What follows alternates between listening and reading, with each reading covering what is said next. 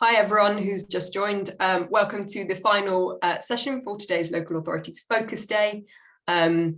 Really glad you're able to join, especially welcome if this might be your first session you've come to of the day, and if you've been with us throughout the day, then even better. Thank you for coming on the journey with us. I hope you've enjoyed it. We've got a really great end to the day, so we'll be hearing from a couple of excellent speakers.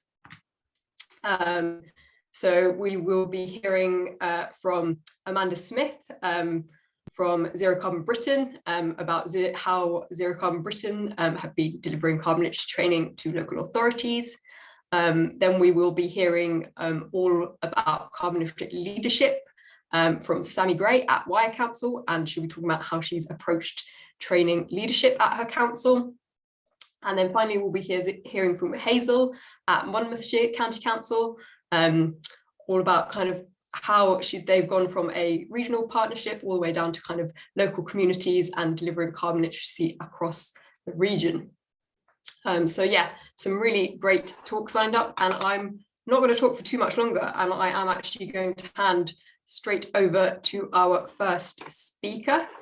So we're going to go to Sammy Gray first. If you could share your slides, probably need to stop sharing mine, and yeah, get started. Okay, first of all, can you hear me? Can hear you, and you can see this. Yes. I clicked that. Yeah. Perfect. Okay. Thank you. So yeah, my name's Sammy, and I'm just going to talk about my experience of training senior leadership within our council. So first of all, just talk a little bit about my role. So I'm based up at Wyre Council, which is a rural council up in Lancashire. We're just near Blackpool. So we're a two-tier authority. And I'm the climate change officer here. So I'm the lone climate lead. And I know a lot of people say, oh, you can't just have climate change dedicated to one person. And I constantly join things saying, well, it needs to be a lead, like it needs to be a team. Well, in matter of fact, a lot of councils don't have the budget for that. So I imagine I'm in the same boat as a lot of people. So I started on the first day of the pandemic last year. So it's been an interesting ride, but again, I imagine a lot of people are in the same boat. But my role was created because of the council declaring a climate emergency in 2019. So they may not have known a lot about that, but the role sort of created as a result of a bit of like a tick box exercise. Nobody really understands very much about climate change, but Sammy will solve it. I myself attended a carbon literacy training last year. I went on a course with APSI Energy with lots of other climate officers, and I did that more for my own knowledge so that I could understand what carbon literacy training was and understand a little bit more about climate change and reinforce my own knowledge and where I need to look at when I am doing my job. So in this presentation, I just wanted to go through a few bits about how to gain buy-in to deliver training with leaders, using the leadership toolkit, my personal experience of the training, the impact that the training has had in the council, and little tips for other councils as well. So first of all, gaining buy-in to deliver training. I did as most people have probably done or should do, is initially running a pilot training session. So this was with a smaller group. I think I had about 10, 12 people, and they were in the environment sort of team. I knew a few of them, and this was the generic staff course. So I ran that online, and that was more to test the resources, to see how it all worked and to understand a little bit more about it, and to test the delivery and see whether it would work if we rolled this out on a wider basis. But as a result of that, I got really positive feedback. In particular, my manager was part of that training, and I found that really useful for advocating training to the rest of the leadership team. So as a result of that, I did a written proposal for the central management team for them to decide whether we can start pushing this out. At that point, it wasn't agreeing that we should roll this out to all staff. It was more that they should agree that the leaders should get trained up. So I just targeted a small group of them. At first I got some pushback about online course options, because we just signed up to this e-learning pool, and there was something about climate change in there which would have been like an hour-long sort of tick box thing. So I had to really push about how useful this carbon literacy training is, and the value you get from having 8 hours of training, a full day's training, and the results of that, and how that's a lot more useful than just an hour sitting at home on your own.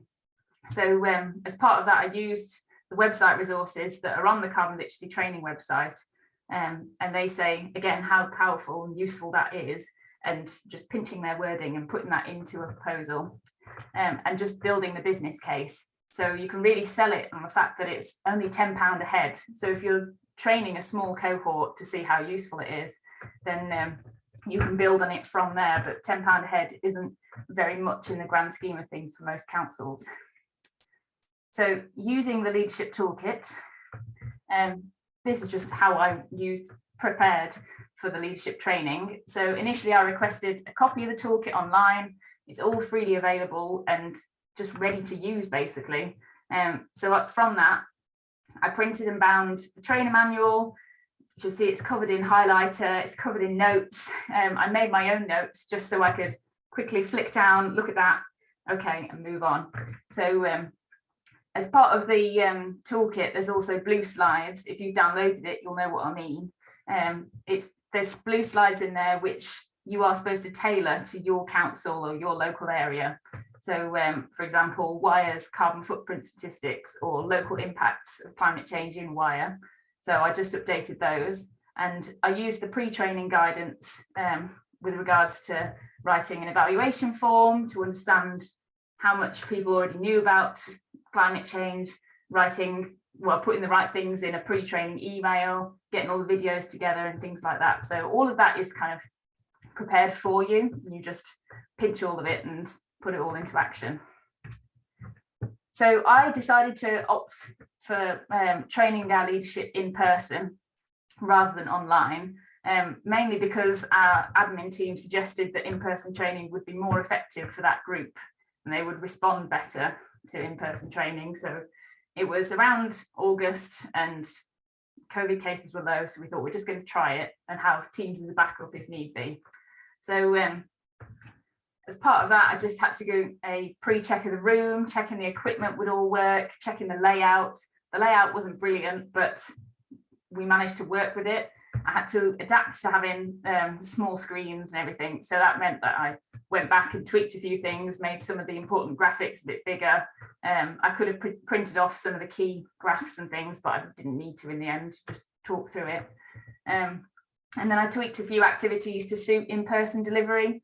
So one of the activities is about looking at a carbon map, and participants are supposed to look at it online and explore it themselves and come back and chat, whereas you can't really do that when in person. So I just talked them through it and went through a few bits and bobs, and got most of the videos buffered and ready. But actually most of the activities were fine for working in person. There was nothing really that much different to online. And then also, as I said before, I made my own notes, as well as having the trainer manual, just so I could have them there for reference. I barely used them, but it was really useful because it helped me to learn the content so I could understand, so I knew it all and I was ready and prepared. So most of it flowed quite well. And also when they asked me questions, I could just refer to the trainer manual at that point. So my experience of training, I found it a really positive experience actually. So I got really great feedback from the leadership team. I was a bit worried initially because, again, having joined during the pandemic, I didn't know very many officers and I hadn't really interacted with the directors and the chief exec and all that, but they were really, really positive. And I was able to see the penny drop as well. So particularly with the chief exec, who turned to me and said, well, I'm terrified. I was like, well, that makes two of us. That's two. So if you're not terrified and you can't do something about it. So they kept asking and saying, well, what can we do about it? And I said, wait for the second half of the session. But at least we had that full going through and being shocked about it, but then also channeling that into something they can properly do about it. I also used this. It was a brilliant opportunity to build relationships. As I said, I didn't really know the leadership team, but they were able to then get to know me, how I can help them, and also I could understand a bit more about their roles and their level of influence, what they can do, and how I can work with them and all those sort of things. So I found it particularly useful being the lone climate change officer, because it meant that they understood why my role was really important, and can put a bit more support and resources my way. And I also found it really useful personal training experience, because I'm not a trainer. I've never really done training before prior to these 2 sessions. So it was brilliant for reinforcing my own knowledge about climate change and building my confidence in being a trainer. So I might go for the trainer qualification or something after this, but we'll see. So highs and lows. I found that in particular for the leadership toolkit, the activities were really great. They were aimed at the right sort of level. They weren't too high touch, if that's the right word. So they delved into a few activities such as integrating climate change into decision making, and that led on to some really brilliant discussions, like how can we do that? Why are we doing it this way? And they were able to just chat about that. Doing the Dragon's Den activity as well was also really positive, really got them involved. As part of that, there's also lots of financial information within the toolkit, and that goes on about how others have raised funds for climate change action, and it also helps them to consider what is possible. So that was good, because you could see them all properly thinking about it and going, oh, maybe we could do that in Wyre. Lows, of course, being the senior leadership team, they're bound to get distracted by phone calls and work emails. So I just need to make it a bit more clear that this is set training time. The majority of them are quite good, but a few might have wanted to leave a bit earlier or something. So you're always going to get that. I found it quite tiring. I would suggest running this as 2 half-day sessions if possible. Just because it's a lot to do all in one go. I did do 2 half-day sessions, but you will lose your voice, I think, if you did it all in one go. And I would also say some of the lows were a bit of the administrative work afterwards. I had to work with a few of the participants to improve their pledges in order to pass, so just tweaking a few things, just because, some of them really got it. Some of them were like, oh, we're not quite sure about that. So it does take a bit of time to go through that. But I think the more you do it, the easier it's going to get. And also I thought I'd compare the method of delivery. So I found that IT management, it was initially quite daunting to be able to run a Teams or a Zoom session. But actually, after doing a few test runs and using the guidance and the trainer manual, I found it all was actually really useful. It actually went really smoothly. So that wasn't too much of a problem. And I also I like the idea of having flexibility. So our councillors, since doing this training, they've become really interested in wanting to get involved. So they've asked, once I told them how I could run the training, whether they prefer it in person or would they prefer it online or would they prefer it in smaller chunks, they've asked for it to be online, and they've asked for it to be in 4 evening sessions online. So that's quite handy to be able to have that flexibility.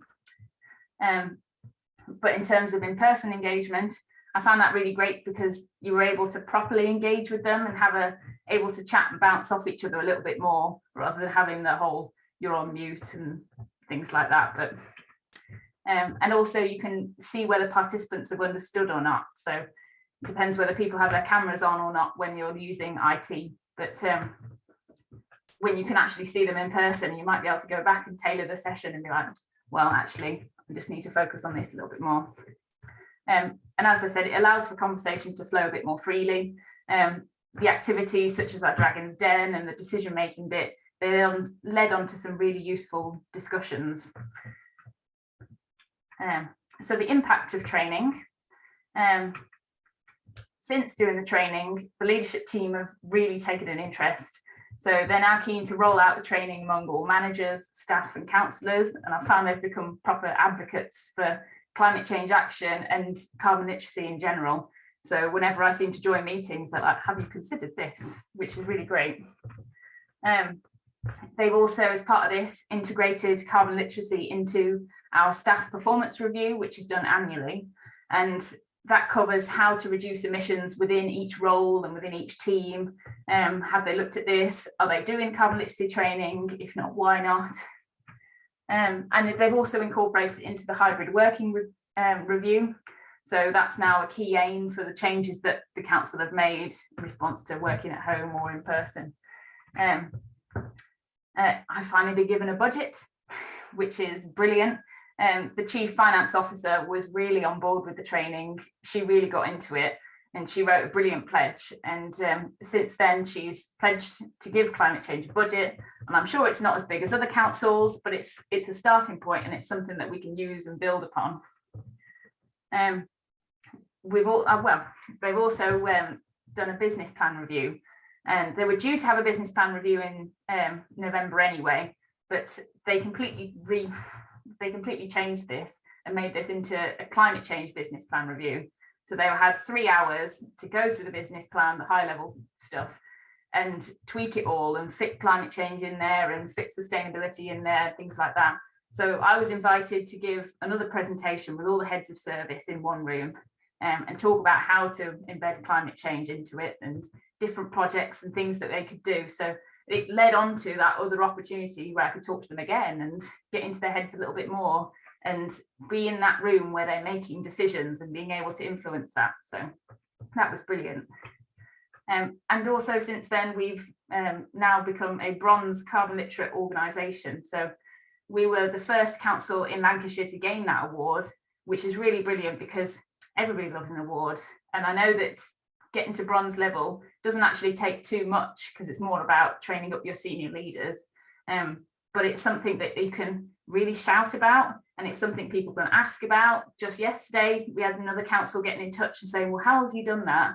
How can we influence our councillors, or how can we declare a climate emergency? Can you help us? We really want to do carbon literacy training. I was like, well, come to something like this. So it's great for the well, as I said, the councillors are now on board and they really want to do the training themselves. So I just need to find the time to fit them all in. But it's coming from this that now they're on board. So tips for other councils that I would recommend. So first of all, I was going to talk about the benefits of delivering training internally to leadership rather than outsourcing it. So whilst I did the training initially with APSI Energy, I would then say that I could use that training to deliver it internally, and I think it makes it a bit more personable. Initially, I would say that the cost saving that you can talk is quite high. I mean, courses could cost around £80 odd.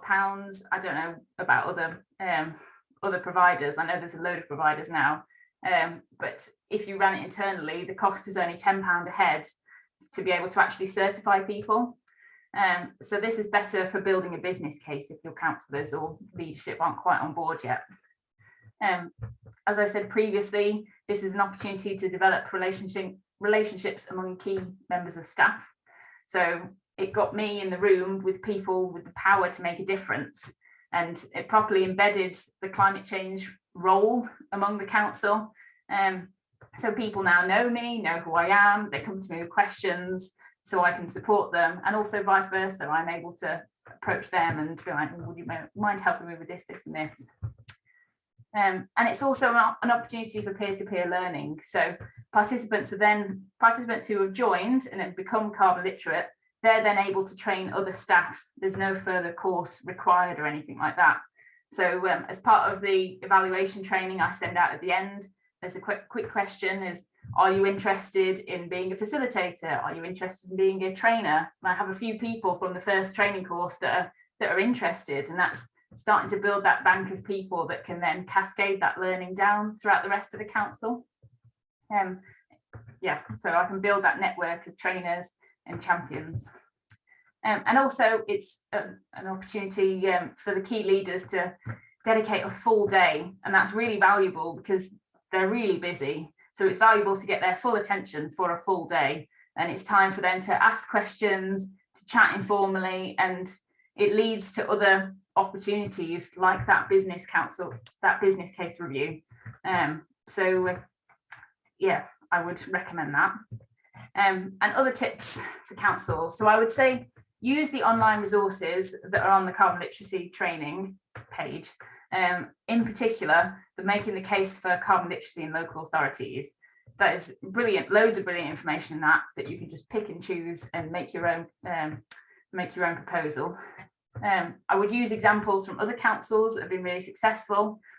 You can see that those that are really pushing ahead with the pioneering climate change actions are often those that have done the carbon literacy training, and that's because they're leaders and decision makers. They understand the key issues and they can push forward for key actions. I would use it as an opportunity, so to become a carbon literate organisation, and that shows that you're leading the way. It shows that you're demonstrating your commitment to the climate emergency agenda, and it shows the public that the council is acting on its word. And finally, don't give up. So it took me several months from doing the training myself to being able to get that pilot group done to being able to actually train up the leadership team.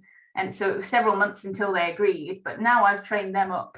The ball is rolling. They want the rest of the teams signed up. They want the rest of the management all trained up. So now it's time to ride the wave, basically. So in summary, this is how I'm gaining buy-in via a pilot training and then following up with a really strong proposal. I've used, the leadership toolkit is ready to use and really adaptable to your council. My experience was that it was a really positive experience and a chance to really build on those relationships. And the main impacts were that we became a bronze carbon literate organisation, and there's a chance for us to really shout about that and really build upon it and aim for silver, gold and platinum. And as my key tips, I would recommend trying out internal training and if possible, in-person training. So I would recommend in-person training for leadership, but in the future I will probably run that as a mix of online and in-person for the rest of the council and the rest of the staff, because again, as I said, it's brilliant to have that flexibility and you can tailor it to what the audience would work with best, basically. So does anybody have any questions? I'll let Miranda do this bit. I'm just trying to unmute. Thank you, Sammy. That was amazing. And yeah, so good to hear like what perseverance can lead to. And we always say kind of targeting that leadership can really help to kind of catalyze the change throughout the council. So that is really great.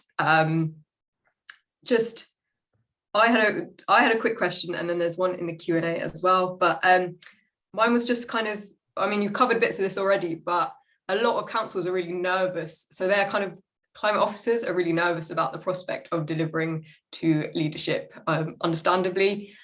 So you've already given like some of your top tips, but like, how did you approach that kind of, leading the training for those senior leaders, and were there any kind of top tips for officers who might be looking to do the same? Well, I was really nervous about doing it. So I was terrified, thinking, oh God, they're going to see through me straight away. But actually, they're only human. They're in the same way. And then you just look at someone and it smiles and you're like, oh, brilliant. Okay, I feel better now. I can run with it. And the training, you can rely on the training materials as well because they're so strong. Oh, wow, that's really interesting. You're like, nah, I've got them now. They're hooked. So I would say that don't be too worried or cautious about it, because it was brilliant to really like properly engage with them. And like when we had the breaks and lunch break or whatever, and they came back afterwards, a few of them would stop and ask questions and be like, oh, so what about this? And I was able to then talk a little bit more about it. And now I can chat to them in the corridor and they're like, oh, you'll come and do that business plan review thing. It's like, yeah, sure, I'm really into that. So it's really helped and built a lot more than I thought it would do. So I would really recommend it. Nice, thank you. Yeah, and that really, I think, what was I going to say? I don't know. But no, that really helps. And I think, yeah, it's just instilling that kind of confidence, and essentially kind of the climate change officers also, you are really the experts in that field within your council. So it's having that little bit of confidence to be like, yeah, I know what I'm talking about. So yeah, that is amazing. In the interest of time, I'm going to move on. But there is a question. Can you see the Q&A function, Sammy? Yeah, I will type it up. Yeah, so anyone else that's got questions for Sammy as well, pop them into that Q&A box and she'll be able to kind of type them as we go along. And yeah, if there's any that we can help out with at the project as well, we can add to any answers or type answers as well. But yeah, just in the interest of time, I'm going to move on to Amanda Smith. I'm very glad that you've been able to join us amidst some technical hitches. Yeah. No, we did have a few hitches along the way, but I'm here now. But I know you've had a busy afternoon as well, so really appreciate you joining us. I'll let you introduce yourself. Are you happy to share your slides? Yeah, absolutely. So good afternoon, everybody. I'll just share my slides first, then we know that bit's done, and then I'll tell you a little bit more about what I've been up to.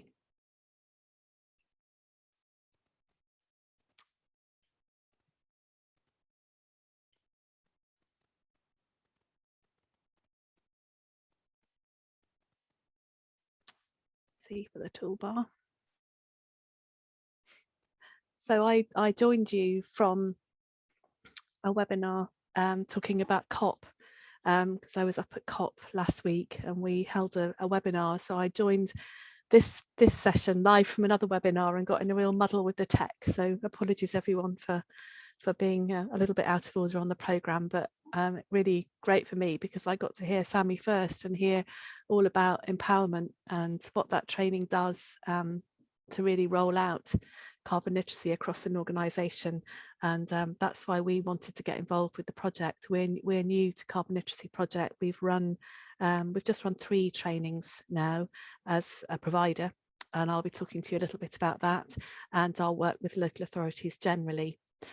So a little bit about me. So my name's Amanda Smith. I've been at the Centre for Alternative Technology for almost 4 years, and I lead on training and engagement across the organisation. I work primarily with the Zero Carbon Britain team. You'll see the logo there on my first slide, and I'll be explaining a bit more about that later.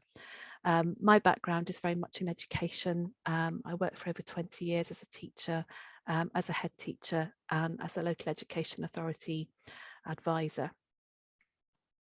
So what is the Centre for Alternative Technology? I'm going to call it CAT from now on because it's quite a mouthful. You can see our location there at the bottom of the slide. We're right at the southernmost tip of the Snowdonia National Park in a very beautiful part of the park, UNESCO biosphere, the Dovey biosphere. So we've got a really long history of transformational leadership, almost 50 years now, in the development of positive practical solutions for sustainability. We've been incubating and spinning out innovation and training and skills for the future. And year on year, we build our offer. There's lots of different parts to CAT. So we're an internationally renowned charity. We have a world-leading eco centre. We have about 2,000 graduates now who've been through our Graduate School of the Environment, 500 on roll currently. We're one of the foremost providers of postgraduate environmental education in the UK. And a little bit at the bottom there, our vision's about a sustainable future for all humanity as part of a thriving natural world. And our mission is to inspire, inform and enable humanity to respond to that crisis. So we have just short of 40,000 visitors a year in normal times come to our visitor centre. So lots of learning, we do that way too.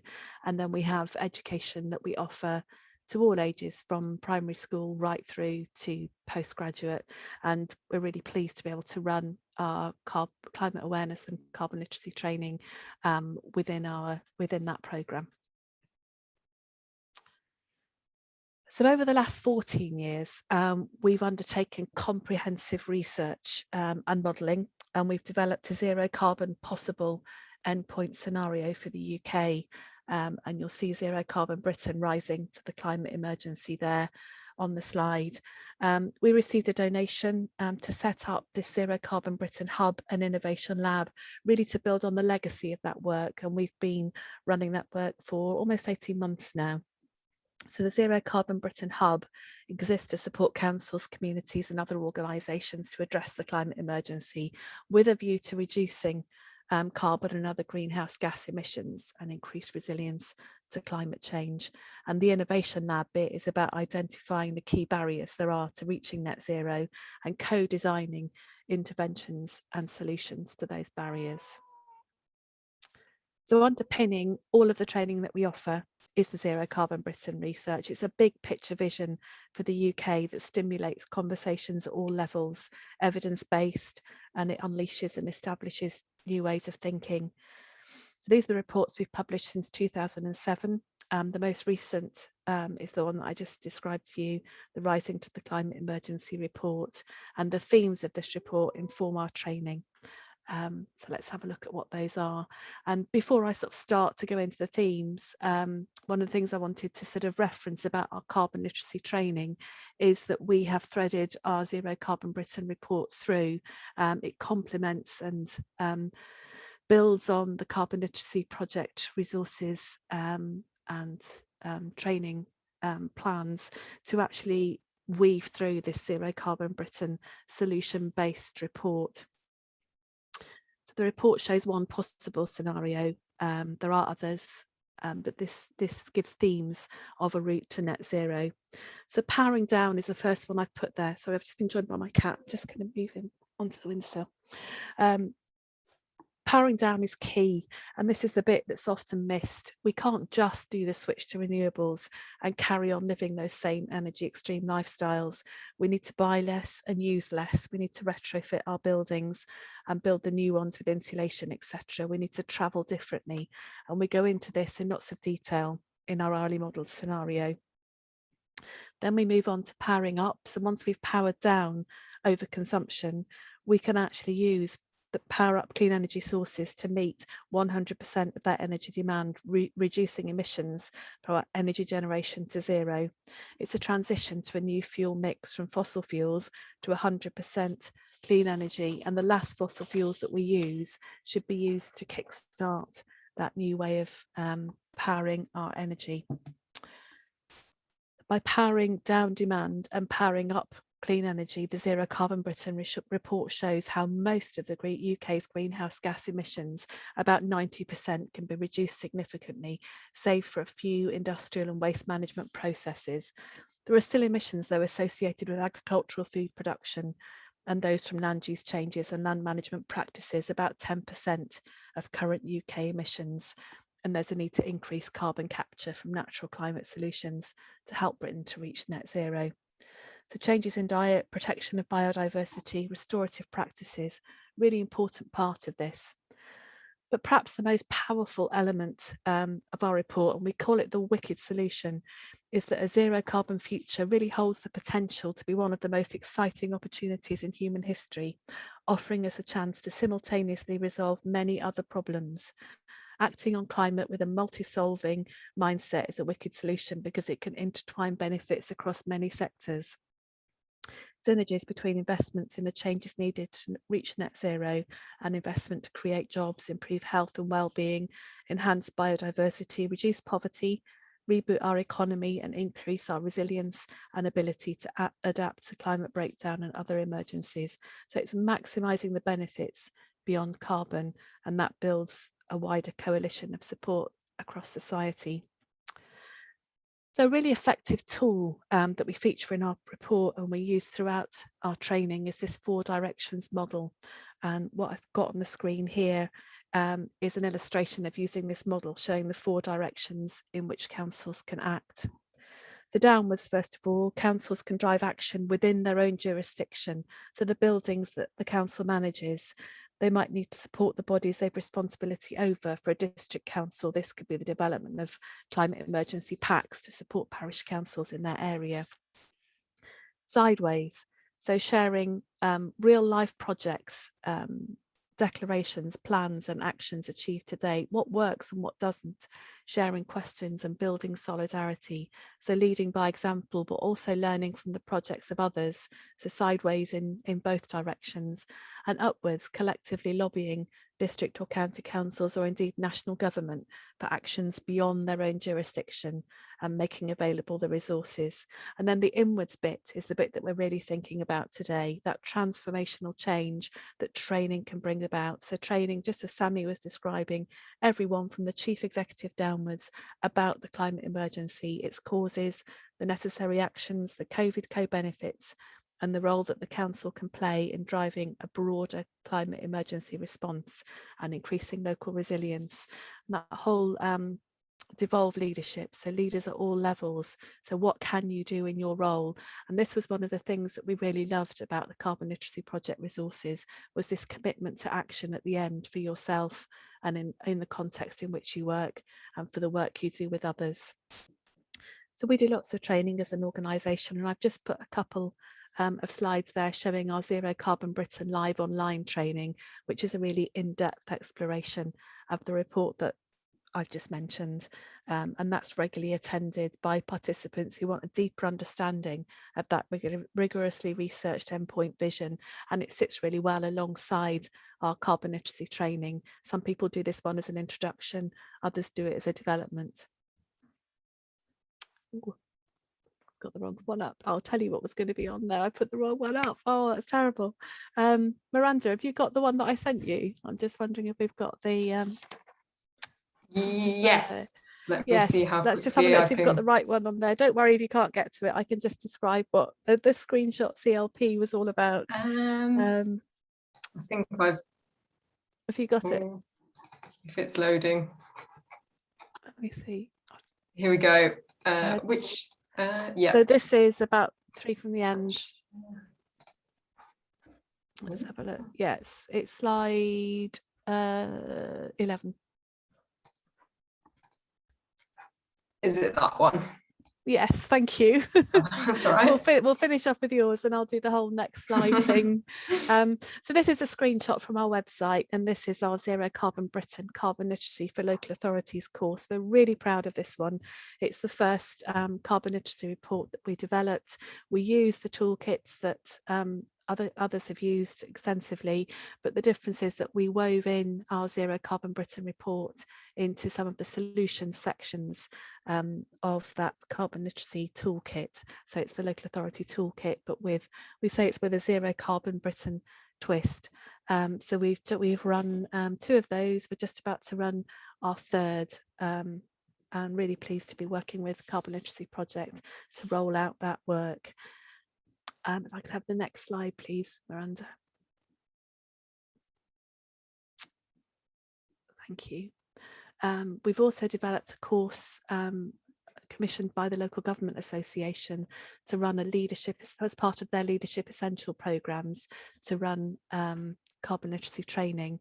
So they're running this programme about all aspects of the climate emergency programme, and recognised that leadership and awareness and understanding and the ability to take action in role was key to that. So we developed a bespoke carbon literacy course for them, again using the leadership toolkit but putting in some of our own Zero Carbon Britain content. This programme is all about bringing climate to the centre of every single leadership decision. So it's about empowerment. So looking back at the reason for our project, to improve the capacity of councils, communities and organisations to act on the climate emergency, climate and ecological emergency, create systemic change and increase resilience to climate change. Well, it brings about by increasing and empowering leadership and giving agency, and that's what this programme is all about. Next slide, please. Thank you. So I just wanted to share some of the impact, some of the feedback that we've received about how these courses are being used and the impact of this work. So just as Sammy was describing, a member of staff at Blackpool Council now delivering that course to staff across Blackpool Council.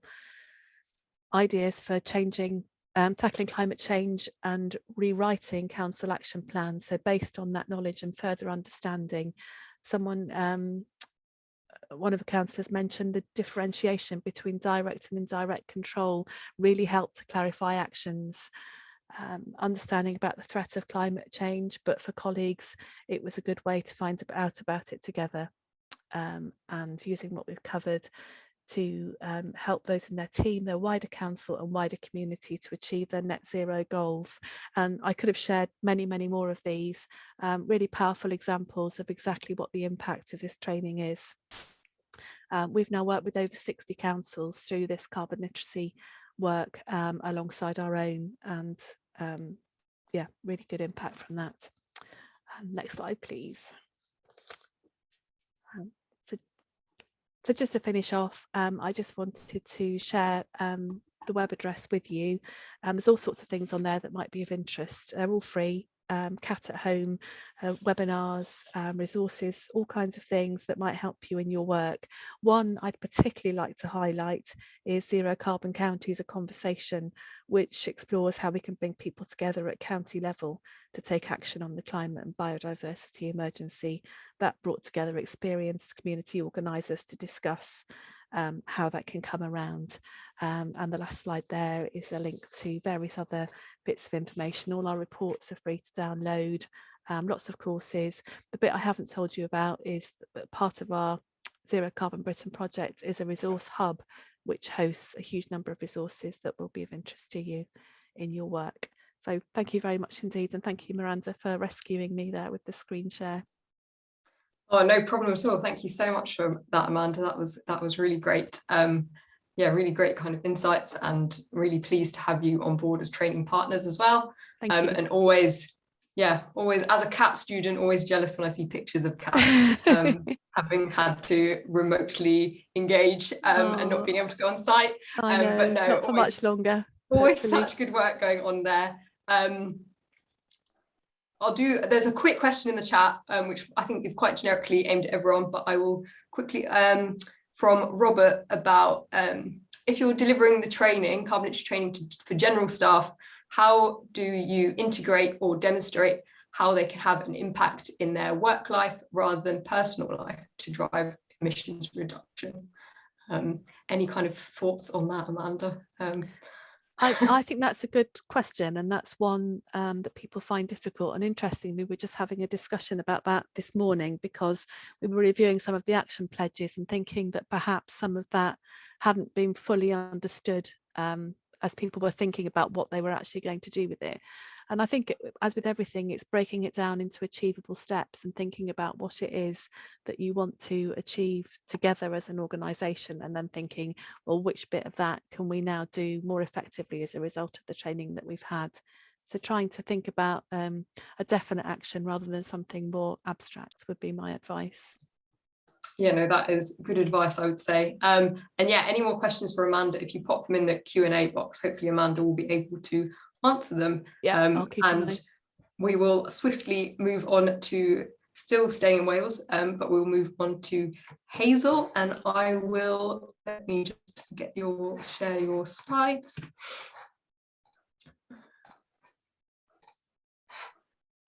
Thanks, Miranda.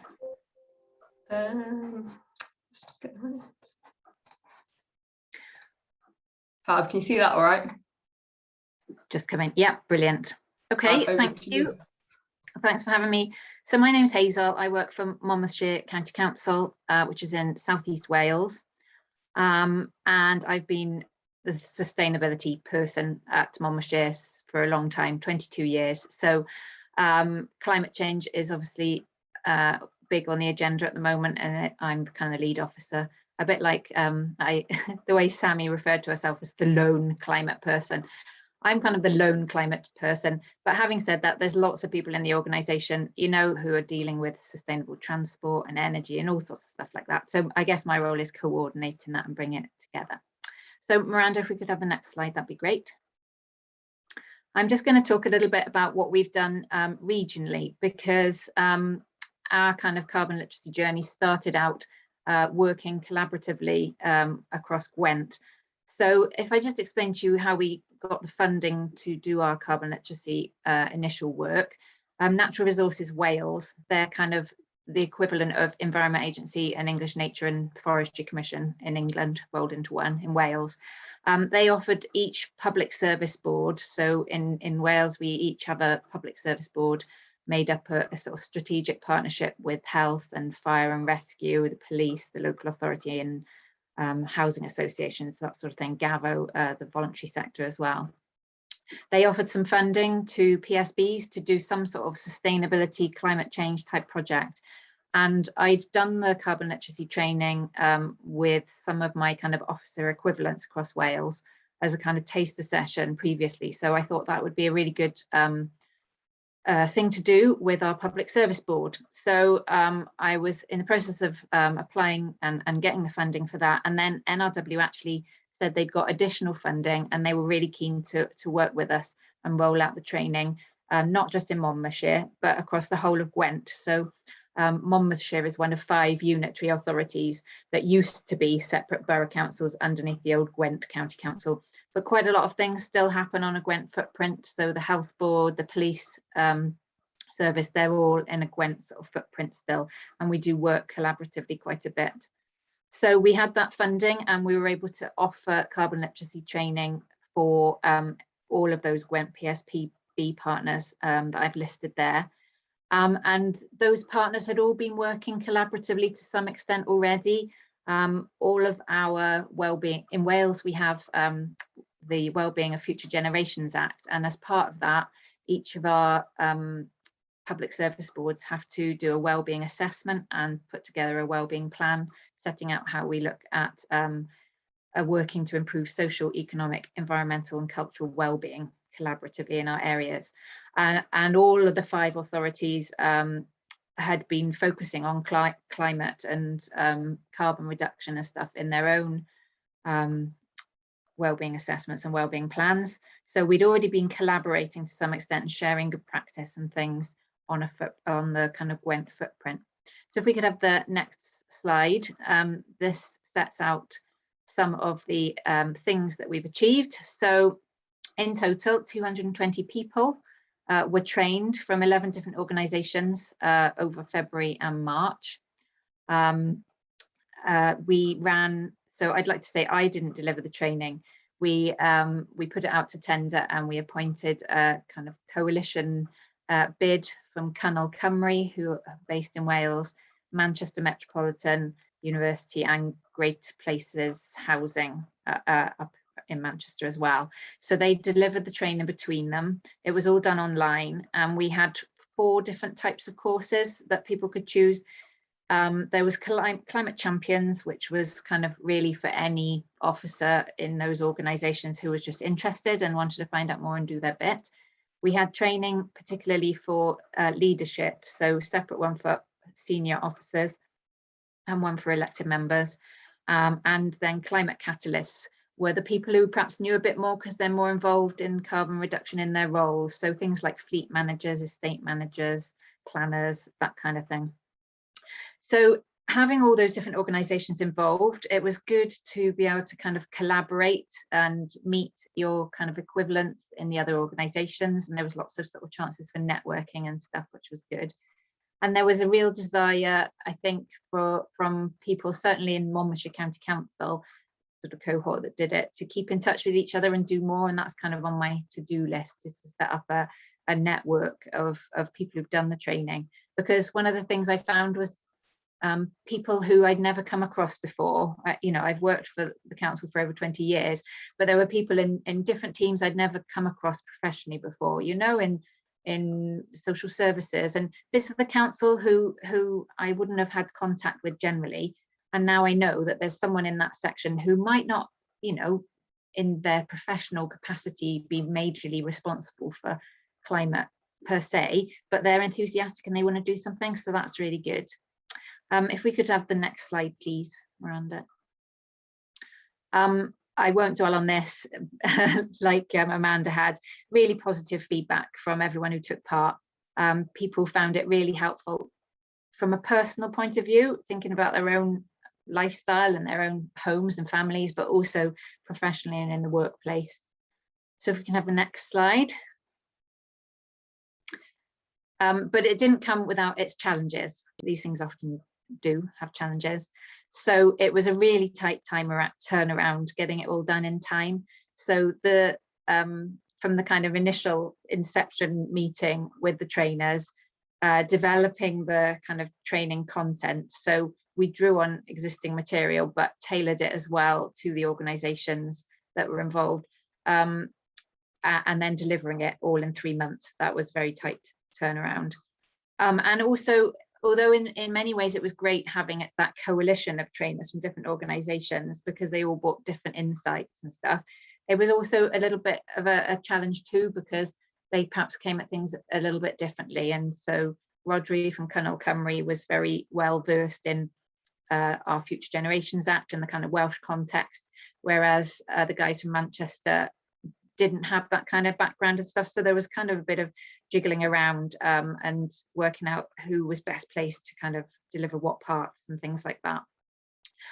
Also, because of all the partners involved, there was a little bit of jostling, you know, to make sure, you know, each local authority wanted a kind of little case study in there about something that they've done, and we wanted it to be relevant to the whole of Gwent, you know, which is quite varied. Monmouthshire is quite rural, then there's Newport, which is a city, and then we've got Blaenau Gwent, Caerphilly and Torfaen, which are sort of typical Welsh valleys.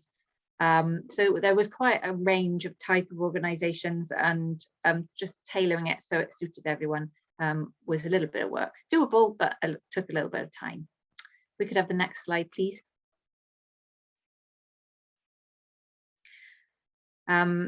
Yeah, I'd echo what Sammy was saying about senior managers being busy people. And I can really relate to what she was saying about getting people in the room rather than, because the risk, I mean, we did it online, but the risk is when people are doing things online, they're also doing other things alongside in the background and answering emails and stuff. So I can really imagine that that would work well in a face-to-face context. We haven't done that yet.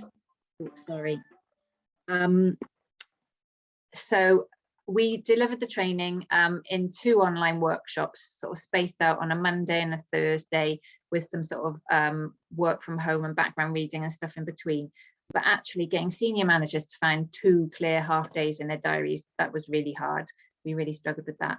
And also we found at the end, the participants, we left them to go away and fill in their feedback forms and make their pledges. And they were given a week to send that back.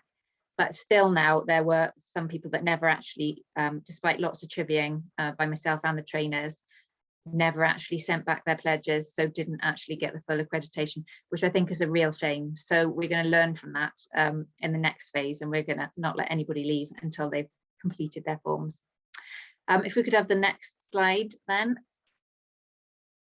So what we're going to do next, so 220 people across Gwent from public sector organisations have done the training.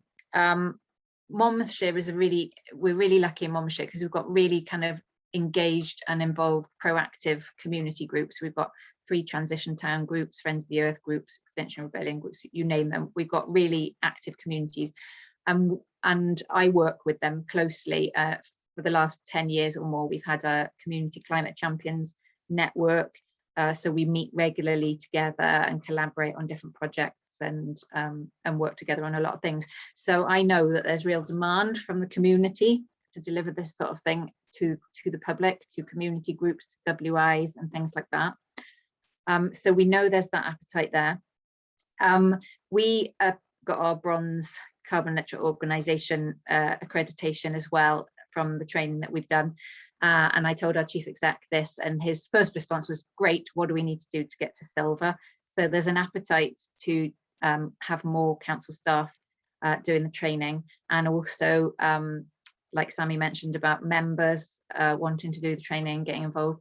We've got local government elections in May of next year, so we're planning now to do carbon literacy training as a kind of mandatory part of the new members' induction. So we put together a bid for more funding from the Rural Development Programme, and we got that, and we've just this week shortlisted, well, appointed Cynnal Cymru again to do the training for us. We could have the next slide, please.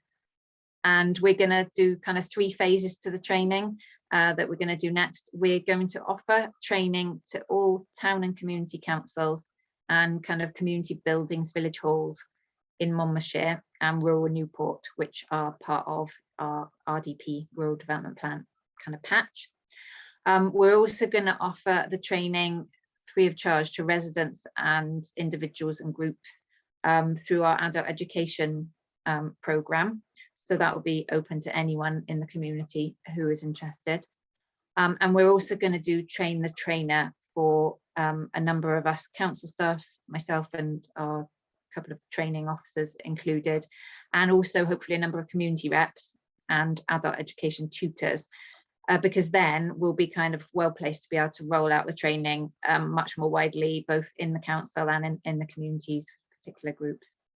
So that's kind of coming next. That's all going to be done by the end of March.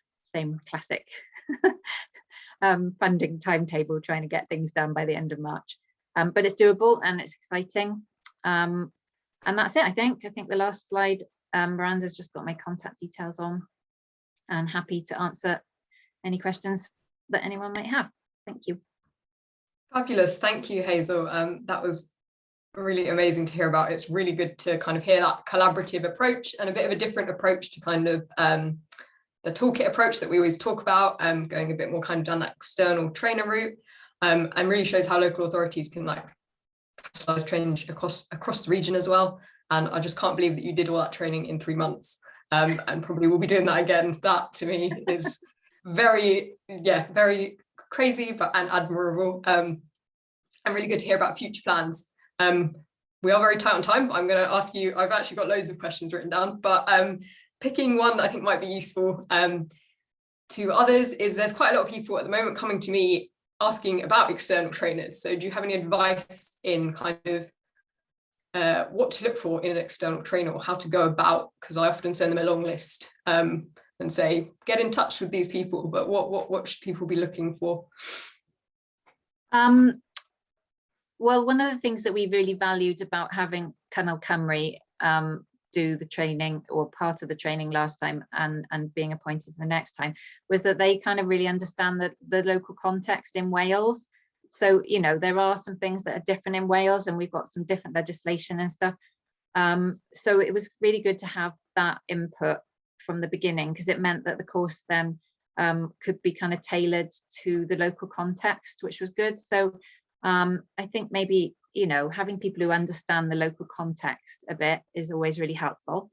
Obviously, we had to go through a kind of procurement process and tendering kind of process, which this time round for the next phase we did through Sell to Wales. And yeah, it's, you know, there's lots of different trainers. I went to a networking event that you'd organised a month or so ago, and jotted down the names of some other trainers. You know, obviously there's lots of people who do the training, but we ended up selecting a Welsh trainer because of that reason, really. So, I mean, the downside of having external trainers is, like Sammy said at the beginning, the cost. You know, so I think it worked out the first phase, something like roughly £100 a head, including the £10 accreditation. So that kind of limits perhaps the numbers that you can do. So that's why we're embedding the trainer in the next phase as well, so that we can do like Sammy has done and roll it out internally as much as we want.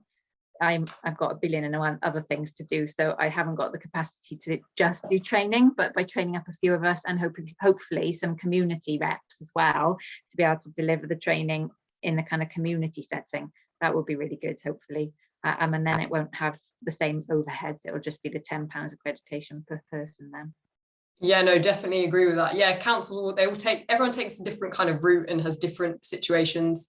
But yeah, getting external trainers in to kind of maybe deliver the first few sessions and then go down that slightly more train the trainer route is quite a good option as well. But yes, we've just gone 4:30. So I am going to thank all of the speakers. So thank you very much, Sammy, Hazel and Amanda. Some really, really great insights there, and really appreciate you coming along to finish off this Local Authorities Focus Day. So if anyone does want more information about carbon literacy for local authorities, just drop us an email at localauthorities@carbonliteracy.com. And yeah, thank you to everyone who has joined any of the sessions today. And yeah, have a good evening.